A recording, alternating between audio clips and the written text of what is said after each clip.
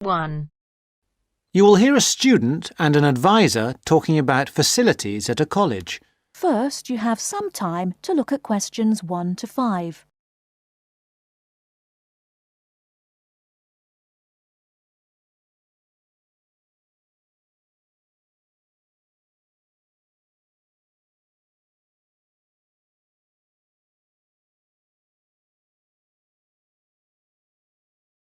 Now we shall begin. You should answer the questions as you listen, because you will not hear the recording a second time.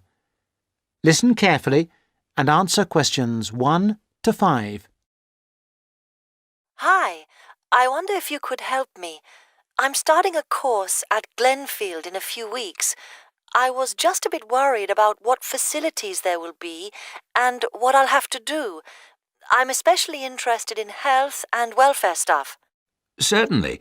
We normally send out a copy of our leaflet, Staying Healthy at Glenfield. I'm not sure why you haven't had it. Well, could you answer a few questions for me? Firstly, I'm wondering about how I get a doctor when I arrive. Well, you can register with the University Health Centre on North Campus. And do I have to pay for that? Not to register, but if you have to get medicines, there's a prescription charge of £6.50. Okay. Well, I'm not planning to get ill. That's only going to arise if I have any problems. So, should I just go along when I arrive? That's what we recommend for peace of mind, but it's not compulsory, and if you don't live inside the catchment area, you can't in fact register there. Where do you live? Well, at the moment I'm staying at the Backpackers Hostel in Hill Street, but I will be moving from there shortly, somewhere nearer. Well, there's a map at the centre which shows you the area that the university practice can accept people from. It's what we call the yellow zone. If you live outside that area, you have to find another medical centre to register with. It sounds like I'll only qualify after I move. I think you might be right. Then, in addition to the health centre, there's a free counselling service for all students situated on the North Campus. You don't have to register. They also have drop-in sessions. I say it's free, but that's only for up to 8 sessions. Beyond that, they normally refer people elsewhere. Sounds serious. Well, it's not just for big problems. People go there for advice on housing, workload, whatever, really. They can even arrange financial help. Is it confidential? Absolutely. Then again, a lot of students prefer to phone the Nightline service, which is run from an office on the central campus. They don't really encourage people to drop in. I see. So it's basically a free phone line. The number, if you want to make a note, is 0900 762 5913. I'll say it again. 0900 762 5913. Fine. Well, I hope I won't need any of these. What I will want is access to some gym facilities. Right. Well, you'll find those on the South Campus in the Sports Centre. It's great, but it's not free. You have to present your student card and pay a fee of £22 to get a pass. But that will last you for the whole year. Before you hear the rest of the conversation, you have some time to look at questions 6 to 10.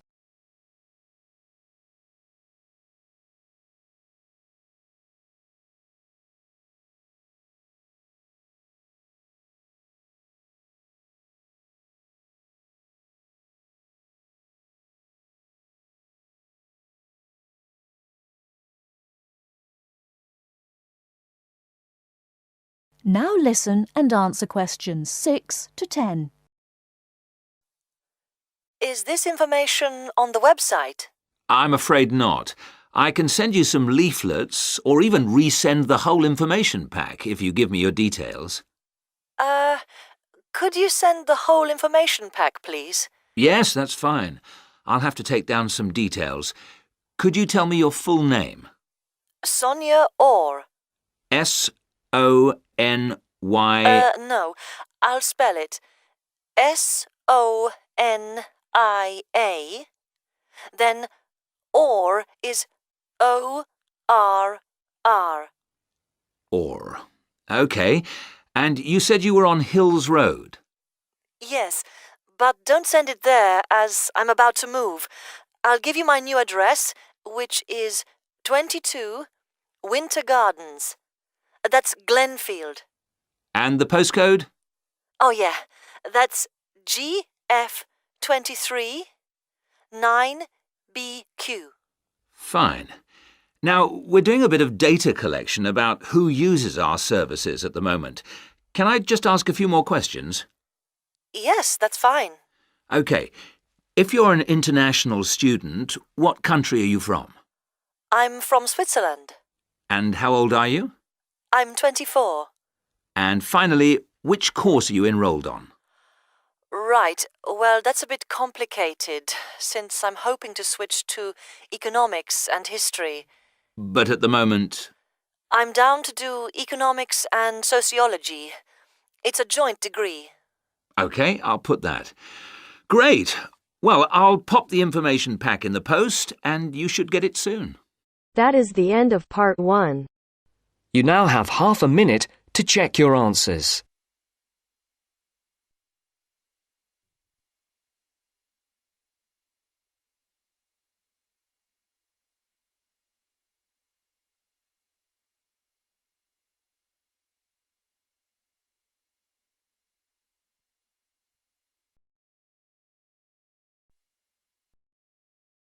Part 2. You will hear part of a local radio program about fighting air pollution in Canadian towns. First, you have some time to look at questions 11 to 14.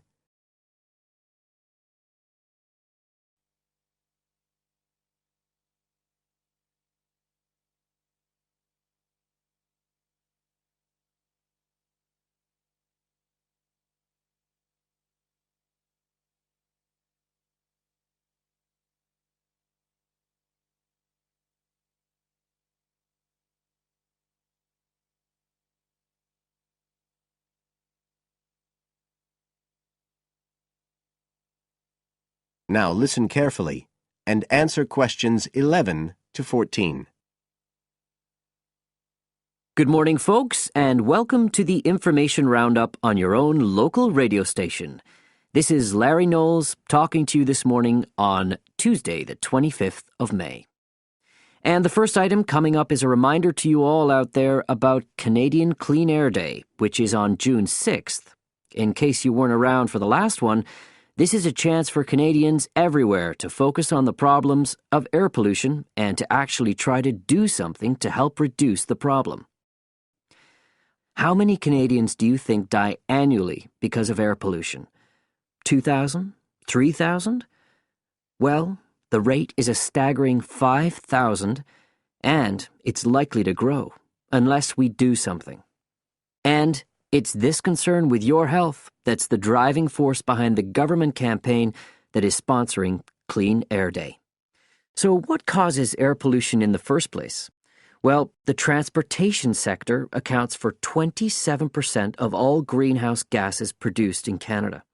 It's also the biggest source of that thick, polluted air from traffic fumes that we call smog.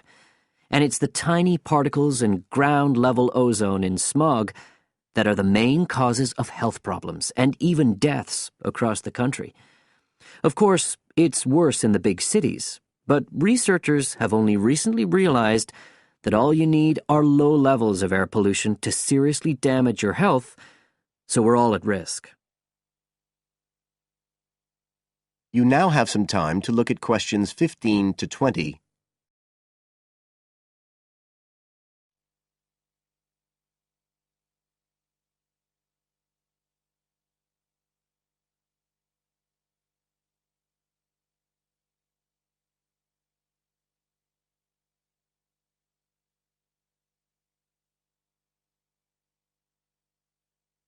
Now listen and answer questions 15 to 20. So, what can we do to fight air pollution? Well, it should be pretty obvious by now that the way we get to and from work every day can have a big impact on the air we breathe. So the easiest action you can take on Clean Air Day is to accept what we call the Commuter Challenge, and get to work on foot or by cycling for a change. If you have to use your car, try carpooling and share the drive, or better still, use public transit.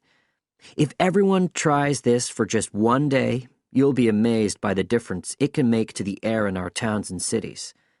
But there's more you can do to improve air quality. For example, you can plant trees. And if you don't have a garden, then you can do your bit in other ways. For instance, did you know that modern, improved wood stoves can reduce wood smoke by as much as 80 to 90%? So you can make a big difference if you upgrade the appliances you use in your home. The government is also working hard on your behalf to clean up our air. Its priority is to reduce the emissions that cause smog, and they have clear plans to get there. Last year, Canada and the United States agreed to reduce emissions on both sides of the border between the two countries, and they plan to reach their targets in the next few years. The government's also taking action to get cleaner fuels. It's already reduced the sulfur contained in gasoline, and it hopes to reach the reduction target for sulfur in diesel by next year. But the measures don't just focus on the motorist. The federal government's also working to reduce emissions from power plants and factories right across the provinces.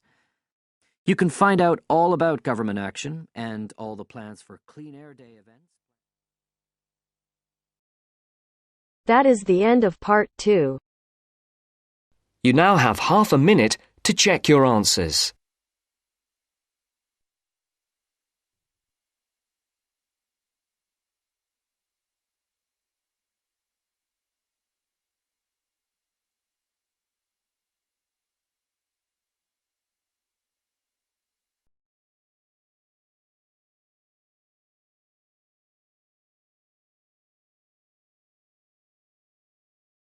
Methods course.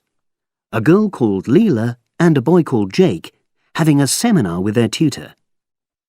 Now you have some time to look at questions 21 to 24.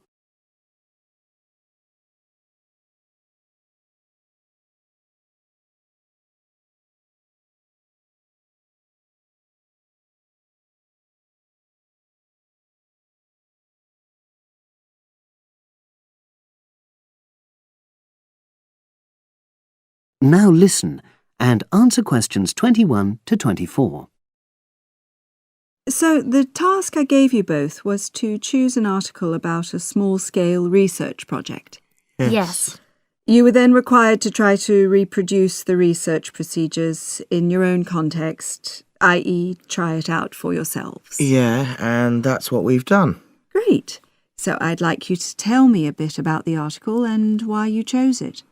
Well, the article's written by 2 university lecturers who had started using crosswords to help their students revise terminology for exams. And the crosswords were designed and set on computers. And we selected the article because, well, it seemed an accessible topic, even though we weren't familiar with the technique. You know, using IT to design crosswords for higher education. That's a good reason. So these lecturers wanted to see how well this innovation was received by their students. Yes. So how did you go about reproducing the research?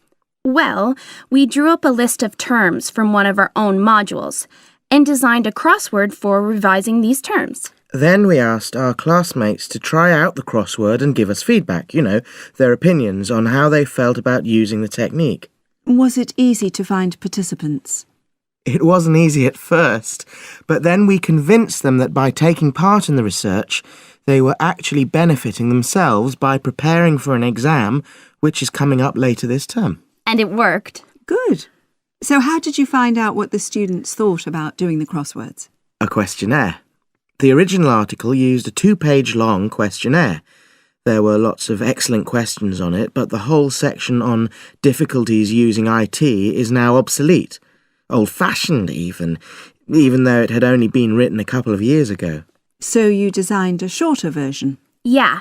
Then we sent it to the 40 students by email and got 28 replies.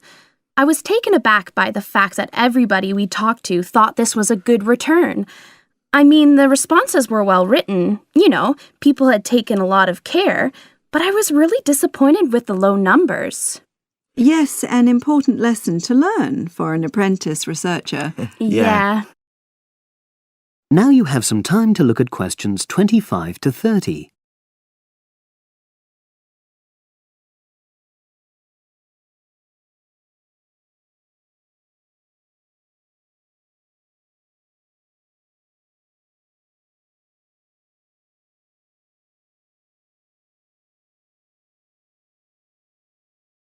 Now listen and answer questions 25 to 30. So what results did you get? Well, basically, the responses were extremely positive. The students said that doing the crossword on a computer helped them really focus on the work in hand and not be distracted, which is something that commonly happens with other ways of doing revision. Yeah, that was really clear. But something that struck me was that having fun hardly featured in their responses, nor did anything to do with spelling of hard words, which I thought would be an obvious benefit. No? Okay.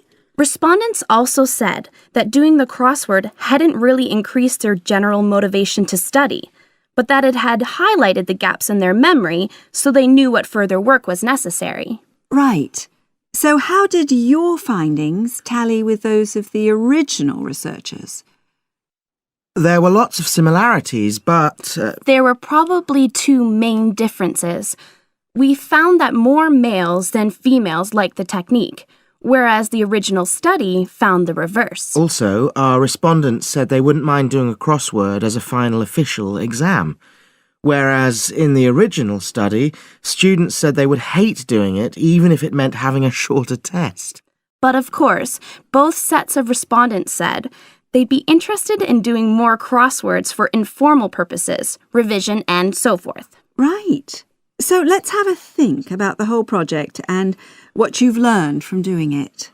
Well, it was very time-consuming. Yeah, and I don't think we managed that aspect very well.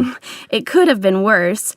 I mean, we didn't have a lot of data, so we didn't have to spend ages processing it. And of course, we'd already done a course on numerical data processing, so there wasn't much new there. Yeah, that's true. Anyway, I think we designed our questions well so that they gave us manageable data. Yeah, it really helped having the original study to guide us, as it were. And that helped us to see what a good research instrument is. What a good questionnaire should be like. Absolutely. We got a lot from that. But when we were writing up the project, I'm not sure whether we'll know how to acknowledge the work of the original study. Our referencing. No, that's something we'll both have to work on in the future. Actually, that part's been great. Finding ways to share and support another person. That's the real plus from the project, learning ways to do that. Well, it's obviously been very successful. That is the end of section 3. You now have half a minute to check your answers.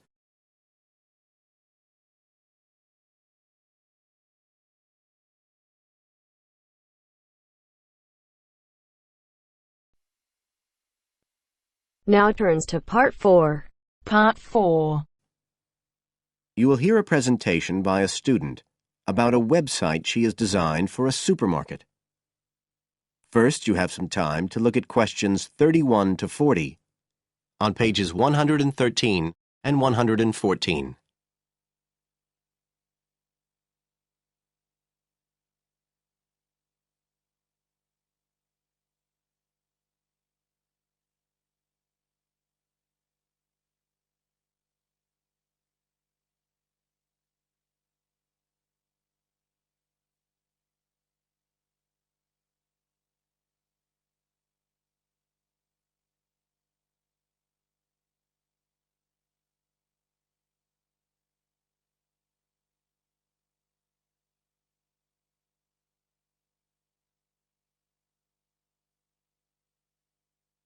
Now listen carefully and answer questions 31 to 40. For my website design project, I decided to approach SuperSave supermarkets because I have an evening job at the supermarket, so I already have a slight insight into their organisational goals and workings. The field research for my project was in 2 stages. First, I had an interview with Mr. Dunn, who is in charge of SuperSave's customer care department. I discussed the project with him in order to identify the supermarket's requirements.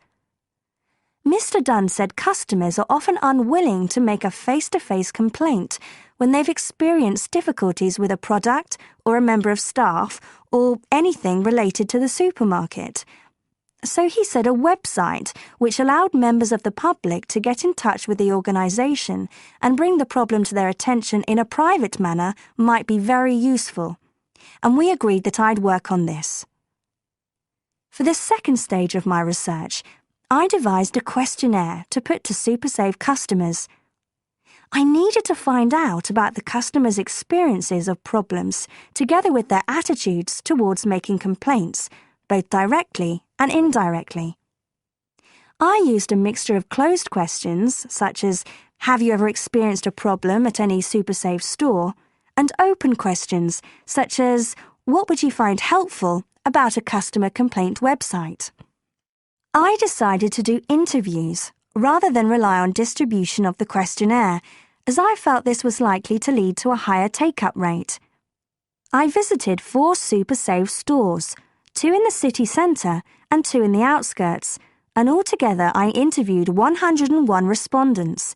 Then finally, I analysed the results.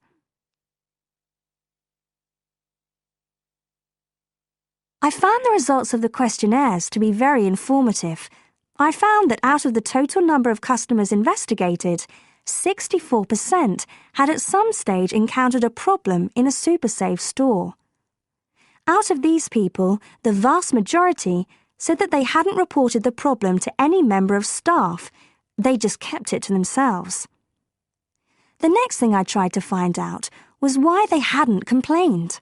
Well, about 25% of the people I interviewed said the reason was that they couldn't be bothered, and a slightly smaller percentage said that they didn't have enough time.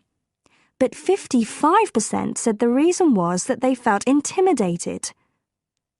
I finally asked if they would be more likely to complain if they didn't have to do it face-to-face, and nearly everyone I asked said that they would, 95% to be exact. I then set about designing the website to meet these needs. Once I'd completed the website, I made another appointment with Mr. Dunn to find out what he thought of it.